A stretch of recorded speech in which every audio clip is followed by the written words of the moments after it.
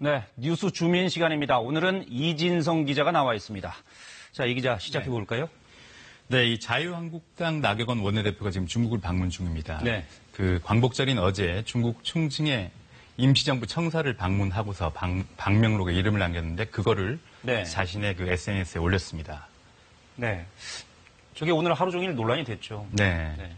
뭐 글 좀 읽어보겠습니다. 제 내용을 보면요, 별다른 문제가 없어 보입니다. 조국 독립을 위한 열정의 정신, 강한 대한민국, 행복한 대한민국 국민을 위한 길을 만들겠다. 그런데 이 부분, 그 대한민국이라는 글씨 모양이 저건 대일민국이라고 쓴 거다라는 지적들이 나오면서 문제가 됐죠. 네.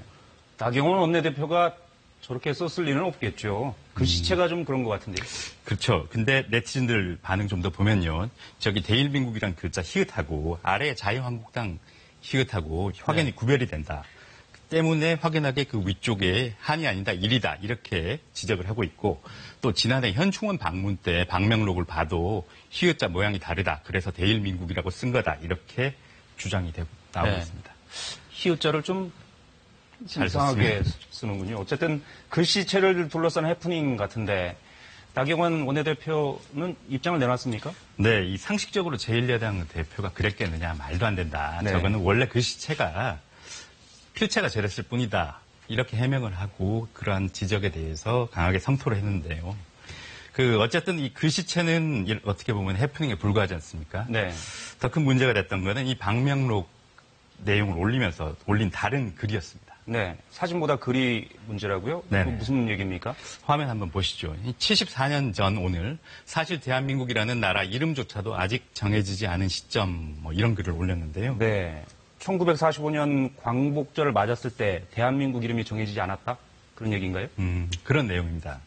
그런데 그 대한민국 임시정부는 아시다시피 1919년에 수립이 됐고 올해가 100주년을 맞았지 않습니까? 네.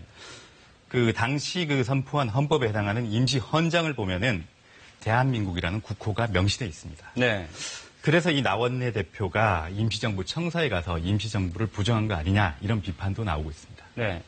나 원내대표가 그런 사실을 몰랐을 리가 없을 거고. 네. 그렇다면 그런 글을 쓴 취지가 뭐였을까요?